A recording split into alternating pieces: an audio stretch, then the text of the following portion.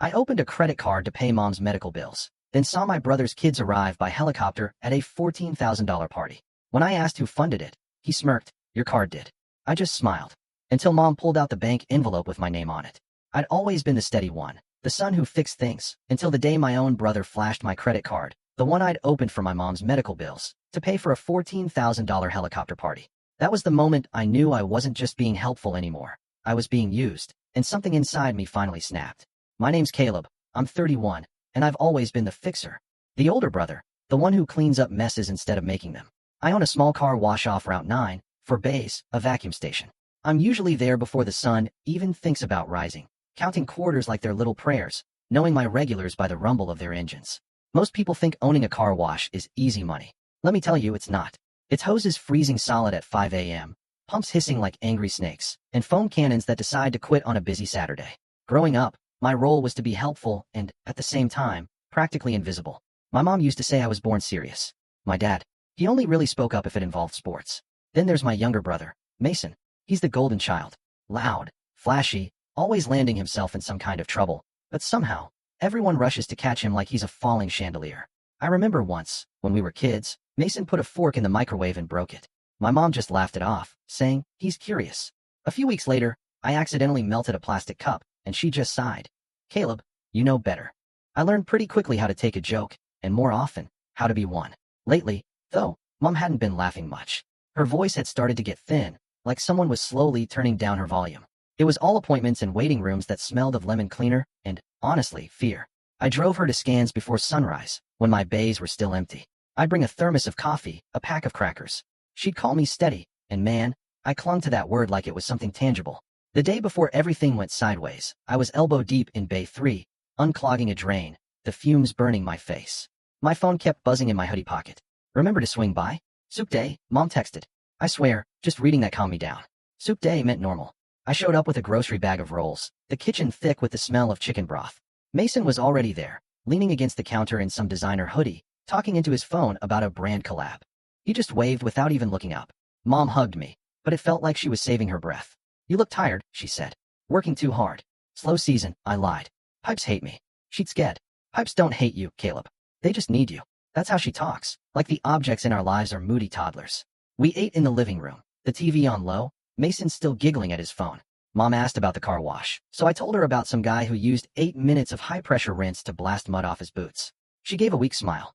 People use what they think they have for what they wish they had, she said. I had no idea what that meant, but I just nodded along. After dinner, Dad brought up the hospital bill, casual as commenting on the rain. We'll figure it out, he said, eyes glued to the game. But his gaze felt like it was pointed right at me. You, Caleb. I stacked bowls in the sink, feeling that old, familiar gravity pull. Do more, say less. Then we heard it. A chopper thudding the air, a giant heartbeat. Mason practically launched himself at the window, a loaded grin on his face.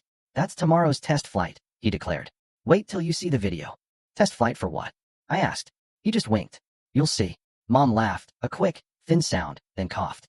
Your brother has big ideas, she said. He always did. I took her tea into the kitchen. As I rinsed the cups, her voice drifted over the clink of porcelain, low and soft. Caleb, you're my practical one, she murmured. You always know how to make hard things manageable. That was the first small trigger, that familiar pressure, but I just pretended I didn't feel it. That night, I drove home, wipers squeaking across a dry windshield, hands locked on the wheel, like you do when you know a sharp curve is coming and you can't see the warning sign yet. I barely slept, my brain constantly checking the door, waiting for something to happen. Let me quickly explain the family roles here. Mom, warm but so tired, always making lists with little stars in the margins. Dad, weathered and quiet, until money came up, then he'd get sharp. Mason, he was the family's favorite movie, always playing, always front and center. And me? I was the guy who cleaned the theater. After Dad got laid off from the parts warehouse 3 years ago, I started picking up extra night shifts at the wash. I did odd jobs on Craigslist, installing softeners, coin hoppers, bill validators.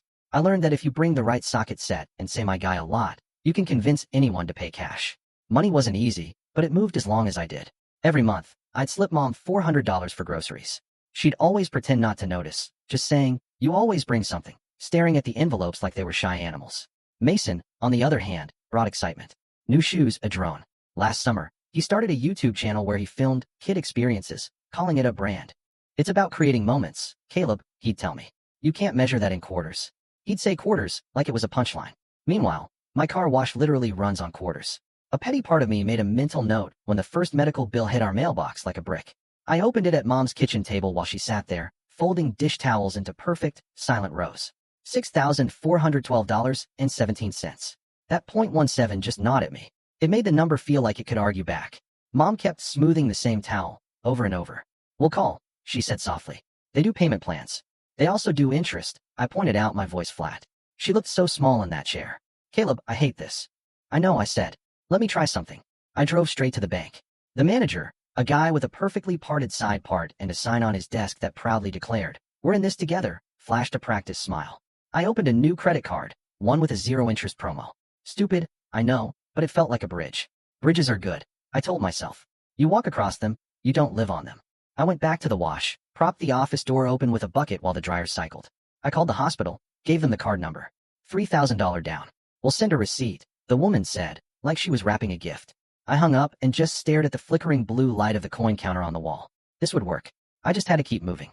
I always kept moving. The next week, I was back to driving Mom to appointments, making sure the vending machine at the hospital was stocked with tissues because the nurses always ran out. I even forgot dinner twice. Meanwhile, Mason posted a reel of himself testing cotton candy machines for the kids' event of the year. The caption read, "Making childhood magical." The comments flooded in. "Uncle of the year, legend. Where do you get your ideas?" Mom even texted me, "Don't be hard on him." I wasn't hard on him. I told myself I was hard on me. See, over the years, I'd paid for a lot of things. Mason's rent once. Just this month, Dad's truck battery. 3 prom tux deposits for cousins. The security deposit when the basement flooded because someone thought a space heater and a cheap extension cord should be best friends. When people in my family said, "we," they usually meant Caleb. There were even those small, quiet humiliations, like when Aunt Rena asked at Thanksgiving, "Do you ever wish you'd finished college?" while Mason was explaining crypto to an uncle who thought it was a candy bar. Or when Dad introduced me to a neighbor as our handyman, and then Mason as our entrepreneur. I always let it slide. Friction makes heat, and we didn't need more heat. Then the helicopter thing hit. It buzzed my phone as a video in a group chat while I was cashing out the change machine. A clip. My niece and nephew, maybe 5 and 7, screaming with joy, running across a field as a helicopter descended. Confetti cannons exploded on the sidelines. The caption, $14,000 birthday grand entrance. And a hashtag I truly wish I hadn't seen. Hashtag family funded. I didn't respond. I put my phone face down, then picked it up again and watched. Because the human brain is cruel. I heard my sister-in-law squeal. I heard Mason shout, "We do it big." And in the background, my mother's laugh, thin but brave, and my father's voice, full of pride. 5 minutes later, I was at Mom's, a bag of groceries she hadn't asked for in my hand. She was at the kitchen table, a stack of envelopes, reading glasses perched low on her nose. "You saw?" she asked, like it was a weather report. "Yeah," I said. "Cool idea." She dabbed her napkin at nothing. "They're kids," she reasoned. "It's a memory." "I get it," I said. "Memories are expensive." She looked down at the envelopes. "Caleb, we should talk about." "Don't," I cut her off. "I'm handling it." I pulled out the credit card with the zero-interest promo. Her face shifted. "You opened that for me?" "For the bills," I said quickly, trying to buy time. She nodded, a small mix of grateful and guilty. "You always think ahead." That would have been the end of it if life were fair. But the very next day, as I was topping off the foam concentrate, Mason's SUV pulled into a bay. Music blasting, kids in the back sticky with frosting. He hopped out. "Bro, mind if I run this through quick? Gotta keep the brand clean." "Yeah," I said, gesturing him forward. "Card or quarters?" He smirked. "Card always." He pulled a card from his wallet, flicked it like a magic trick. "Your bank card is fancy," he said, his grin wide. "That matte black is fire." I frowned. "My business card is a paper rectangle with a phone number." "Nah," he corrected, wiggling the blue plastic. "My bank's logo. My name." My chest went hot, then cold. "That's not a business card," I said, my voice flat. "That's my card." "Exactly," he chirped, like this somehow proved he was brilliant. "Where did you get that?" I asked, my blood starting to pound. Then, from the doorway, Mom's voice. "I took it, Caleb." She had her purse on her shoulder, her coat crooked on one arm. Her face was tired, but not sorry. "It was for the kids. Mason promised to pay you back." Mason cut in, still smiling. "Thanks to your card, we got the chopper, man. You're a legend." Something in my face must have visibly shifted, because he quickly added, "Palms up, we'll settle up. Chill. Don't make it weird. My card has $200 on it," I said, trying to keep my voice light. "Did you check the name or the limit?" Mason blinked, like the sun was suddenly in his eyes. Mom fished in her purse. "No. You had another one, a business one, right?" She pulled out the unopened envelope the bank had sent. The way people carry good luck charms they don't quite understand. That was the moment. Right there. The ground tilted. Small, silent tilts never look dramatic. They just line up other things so they can fall. I took the envelope from her hand. I felt the paper cut before I even saw it. Thin and mean across my thumb. Caleb, Mom said softly. I didn't answer. I put the card back in my wallet. I told myself to breathe. Then I did what I always do. I kept moving. But inside, a part of me finally just sat down. A week later, we were at a rented hall for the kids' combined birthday. Balloons everywhere, like small planets. A candy wall with little scoops. A cake shaped like a spaceship. Probably cost a house payment. I was carrying in 2 cases of water because someone just said, Caleb, could you? And my hands automatically agreed. Mason was everywhere. MC, photographer, ringmaster. My parents floated behind him, beaming like stage lights. I found Mom by the gift table, sitting when she thought no one was looking. I brought her a chair with a cushion. Save me a dance, I told her. She laughed, a tiny, tired sound. Careful now. Halfway through, the lights dimmed. The DJ screamed, make some noise. A video played on a giant screen. Helicopter blades slicing the sky. Kids squealing. Mason posing with the pilot, arm around him. Text overlaid. All love to the one who made this possible. Then the crowd erupted, shouting Caleb, because Mason had yelled it into the microphone, his finger pointing straight at me like a blessing and a bullet. A spotlight hit my face. I smiled, because that's what you do when a camera is nearby. But then I walked, straight to the side of the room, towards the doors, where the air wasn't quite so sweet. Mom followed, her steps slow. He's excited, she said softly. How much? I asked. Not loud, not angry, just real. How much did you charge? She looked down at her hands. Just a deposit. Mason said the sponsor would reimburse. Mason, I said, turning. He slid over immediately, like he'd been listening for his name his whole life. Hey, hero. He tried to hug me. I stepped back. How much? He rolled his eyes. Bro, we talked about this.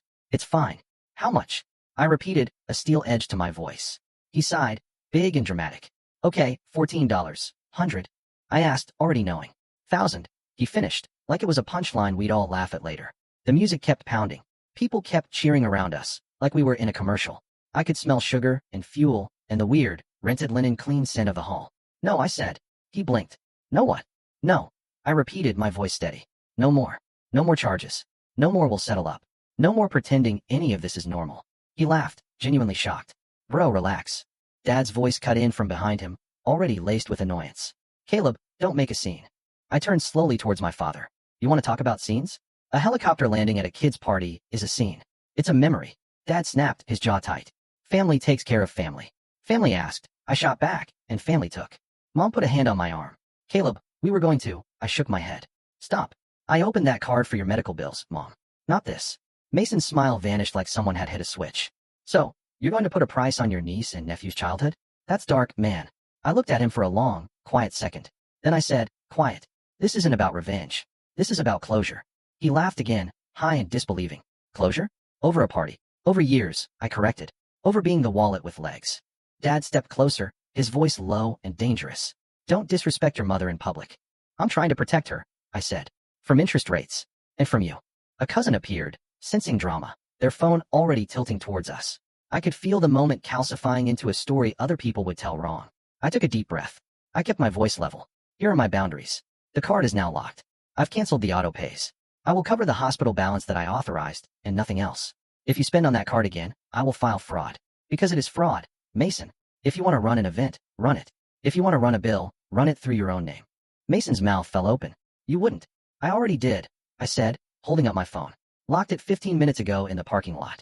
The app screen glowed in the dim light. It felt like holding a shield. He tried a different angle. You're ruining the kid's day. I looked past him at my niece and nephew, chasing bubbles, completely oblivious. No, I'm not, I said. They don't know who paid for anything. They just know if the adults around them are safe. Mom's eyes were glassy. Caleb, she whispered. Please. I turned to her, my voice softening just for her. I'll drive you Monday. We'll ask for an itemized bill. We'll negotiate. That's my yes. Everything else is no. Silence stretched, thick and heavy. People slowly drifted back to the candy wall. The DJ, sensing the dead air, turned the music up.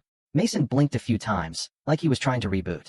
Then he forced a laugh, clapped me on the shoulder too hard. All love, he shouted to the room. He's kidding. He stared at me, daring me. I didn't blink. We stood there, like 2 magnets turned the wrong way, pushing apart with incredible force. That night, the missed calls started piling up like dominoes. 10 from Dad, 12 from Mason, 4 from Aunt Rena. My phone screen was just a bleeding mess of red circles. I didn't answer a single one. Instead, I sat at my kitchen table, the credit card app open, my finger hovering over dispute. When it asked, was this authorized? I typed a definitive no. It felt like I was writing my own name for the very first time. At 2:13 a.m., a text from Mason. You're seriously doing this? Over $14,000. Sponsors are late paying, you know how it is. At 2:15, you know I'd do anything for your kids if you had any. At 2:21, Mom is crying. At 2:22, you happy now? I just put my phone face down and listened to the hum of the refrigerator. In that quiet, something loosened in my chest. Not relief, not exactly. More like space. The next morning, the car wash bays steamed in the cold like small boilers. I unscrewed a nozzle, trying desperately not to replay the party in my head. My regular, Mrs. Z. Ortiz, rolled in with her dusty SUV. She saw my face. Trouble? She asked. Family, I said, and she just nodded, like that was all the explanation she needed. At noon, Mom called. Her voice sounded thin, like paper. Your father is furious, she said. Mason is loud. I can imagine, I said. How are you? A pause. Tired, she admitted. Then, are you sure about this, Caleb? Yes, I said, and my own voice surprised me with how steady, how even it was. I'll cover the medical, Mom. Not the parties. I'm done being the emergency fund for other people's emergencies. Silence stretched on the line. You've always been so generous, Caleb. Generous isn't the same as available, I told her. That night, Dad left a voicemail that started calm and ended mean. We don't raise quitters, he said. If you're going to be petty over a number, don't come Sunday. I replayed that last sentence once, then deleted it. The app pinged. Your dispute is being reviewed. The next week was a test. Mason posted a long story about haters who don't understand investing in memories. He never mentioned my name, but he didn't have to. A cousin DM'd me. You good? I replied, yep. It felt like standing still while a river tried its best to drag me away. That Monday, I drove Mom to billing. We sat under the harsh fluorescent lights while a woman in a cardigan explained codes. If we remove the duplicate lab fees, she typed, it lowers the bill by $1,180. Mom's mouth fell open. I then asked for a 0% payment plan. The woman blinked, like she hadn't heard that request in months. We don't do zero, she said, but we can do low. We did math with a pen. It felt like winning a small battle in a huge, boring war. In the parking garage, Mom leaned against the car door. When did you learn how to do that? She asked, genuinely surprised. Counting quarters, I said. She smiled, truly smiled, for the first time in weeks. Tuesday, Dad showed up at the wash. He rarely does. He just stood by the vending machine, looking like a customer lost in translation. We need to talk, he said. I wiped my hands on a rag. We are. He looked at the wet concrete floor, then back at me. Your mother's tired. I know, I said. You humiliated your brother. He used my card without asking. I told him. That's humiliation. Dad squinted. He told me you said he could. He didn't ask. I kept my voice flat. If you co-sign his story, that's your choice. My boundary stands. He stared at me like I'd suddenly grown 6 inches taller. Who do you think you are? The person who stopped, I said. I'm still your son. I'm not your bank. He nodded slowly, as if he'd just found the ugly edges of something new. You're cold, Caleb. I'm calm, I corrected. He left without getting his car washed. The bank called Thursday. A woman named Jasmine verified my dispute. Her questions were simple. Did you hand your card to anyone? No. Did you authorize a helicopter service? I exhaled into the phone. No, I said. We're freezing the merchant transaction pending investigation, she told me. I thanked her like she just pulled me from a ditch. Mason texted an hour later. Bro, really? I didn't respond. Friday night, Mom called from her bedroom. I could hear the TV loud in the living room. Dad's way of saying he was still home. I found an old envelope, she said. From you, full of quarters. Do you remember? You said it was for soup day. I remembered. I should have said no more often, she whispered, her voice shaking. To him. To your father. I made you the fix. I let myself be it, Mom, I said. We meet in the middle. After we hung up, I cleaned my apartment, the way you do when you need to touch everything you own, to tell it you're still here. I put my phone on Do Not Disturb and slept deeply, like someone had finally cut a rope. The next week, my phone screen told a story in numbers. 37 missed calls on Sunday, our family dinner. 19 unread texts on Monday, ranging from call me to you're stressing Mom out. 0 responses from me. I wasn't playing a game. I was building a habit. Habits like this. Breakfast at the diner at 6:15, a walk behind the strip mall at 7 o'clock, opening the bays at 7:30. Paperwork at 9 o'clock, a call to billing at 11 o'clock to double check an adjustment. Lunch in the truck at 1 o'clock. Invoices at 3 o'clock. The gym at 6 o'clock. Lights out at 10 o'clock. I added one more. At 8 p.m., I turned my phone face down and left it that way. You'd be amazed how loud silence can be when you finally let it in. 2 weeks later, Mason showed up at the wash. No cameras, no swagger. He stood by the change machine, looking, for once, like a person without a script. You got the charge reversed, he said. I did, I confirmed. He nodded. They sent me a letter about possible fraud. They sent me a letter about possible fraud? I countered. We agree. He made a face. You really going to make me pay for all of it? No, I said, and his eyebrows jumped. The hospital reduced Mom's bill. I'll cover that payment plan. The rest is your problem. Get a sponsor, sell a sneaker, cut a cake smaller. He rubbed his jaw like it was sore. You used to help. I used to drown, I said. Now I don't. He stared at the wet concrete.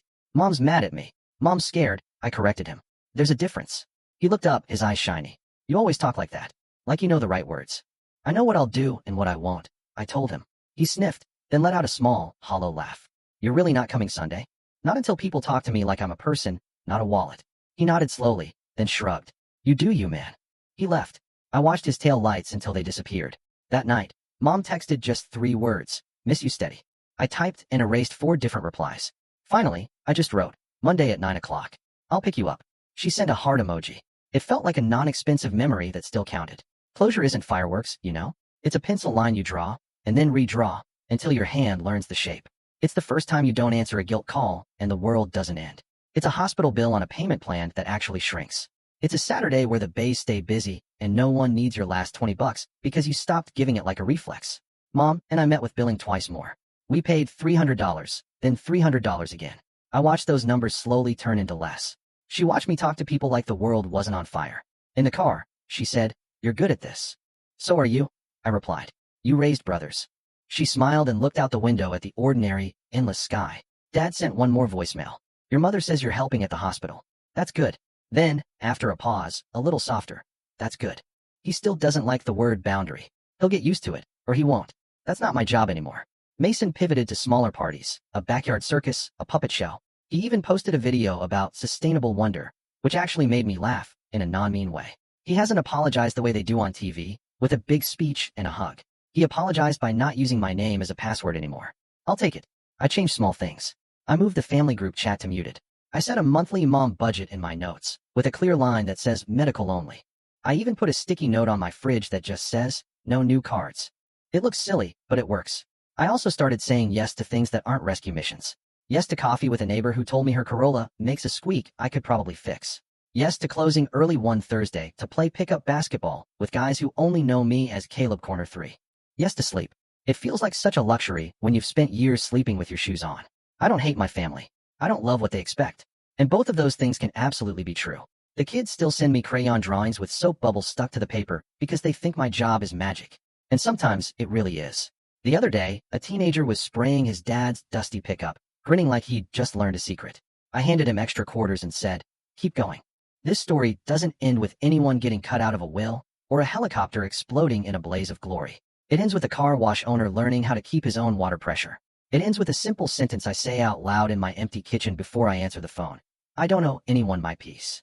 I won't allow people, family or not, to spend my life with my money. I won't let guilt dress up as love and move into my guest room. I won't say yes just because I can fix it faster. I will say yes when it helps and no when it hurts. That's the whole moral, written in big letters on a small sticky note. This wasn't about getting even. It was never a plot. It was a stop. It was me telling the room, the bank, my brother, my father, and the part of me that thinks he's only worth what he pays. This isn't about revenge. This is about closure. And then I turned down the music, unlocked the bays at sunrise, and started counting quarters again. Not because I had to patch someone else's hole, but because I finally chose what I'm willing to fund, my mother's health and my own quiet.